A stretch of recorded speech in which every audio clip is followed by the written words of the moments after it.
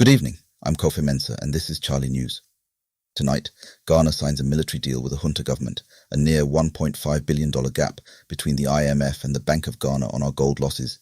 3/4 of your ride-hailing drivers may be carrying fake licenses, and the Electoral Commission admits it failed us in 2024. A lot to get through.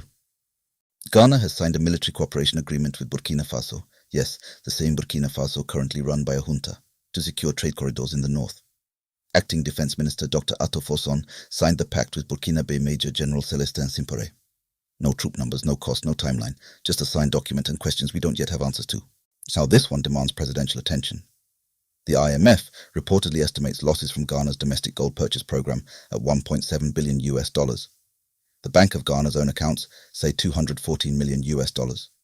That's a gap of almost $1.5 billion, and no official has explained it. PAC Chair Abena Osei Asare is calling on President Mahama to order a full investigation. So are we.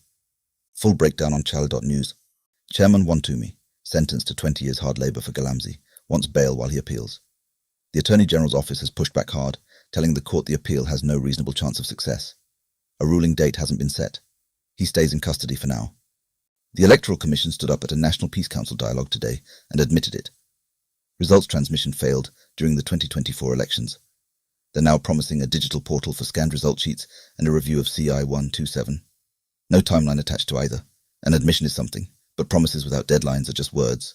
Serena Tamaklo Ationu was acquitted by the Court of Appeal and is still in the Sawan prison. The Attorney General is pursuing a Supreme Court challenge and a stay of execution. Now 1,152 NDC women traders have petitioned AG Dr. Dominic Ayin demanding her release. A critical hearing is August 16th. Watch this one closely. NPP founding member Dr. Nyaho Tamaklo went on TV3 and said it plainly. No one must be shielded in the AKSA power plant bribery case, including people from his own party. That kind of cross-party accountability is rare. EOCO and the OSP have still named no suspects. The pressure is building. Congo's Ebola death toll is now 2,011, from 4,381 cases. This is history's second deadliest outbreak, spreading nearly 3 times faster than the 2014 to 2016 crisis, with no approved vaccine or treatment for the Bundibugyo strain driving it. Ghana's health service has issued 0 public statements on border screening or surveillance. 0.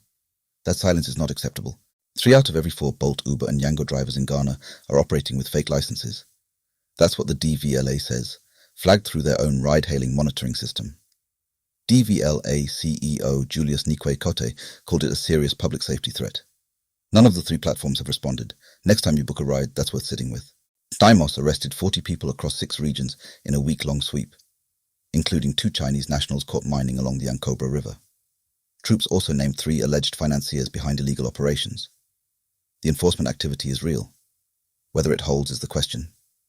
869 slabs of suspected cocaine, hidden in bags of gari and cassava powder, found at a Tema warehouse. 3 men remanded, including a Dutch security guard. The Accra Circuit Court refused bail.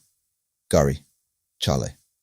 MTN Ghana posted GHS 5.1 billion in profit for the first half of 2026, then paid GHS 5.6 billion in taxes, more than they earned. Service revenue hit GHS 15 billion, up 32%, on the back of data and mobile money. The numbers are extraordinary whichever way you read them. Ghana lost nearly 965 mothers in childbirth last year. In Ashanti region, where Zipline operates its drone medicine network, maternal mortality dropped 56.4%. Zipline's country director is now calling on government to scale that nationally. No response, no budget commitment. 965 mothers.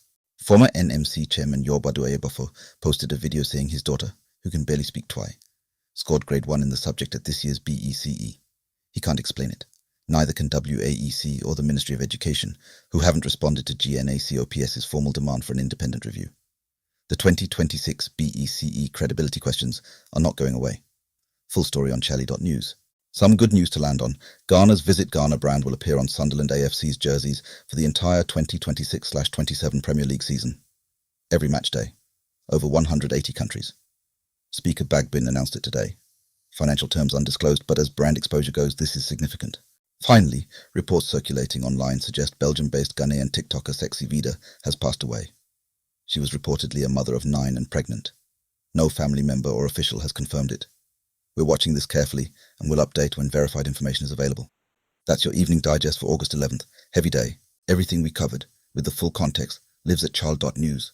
Stay informed, stay sharp. Good night.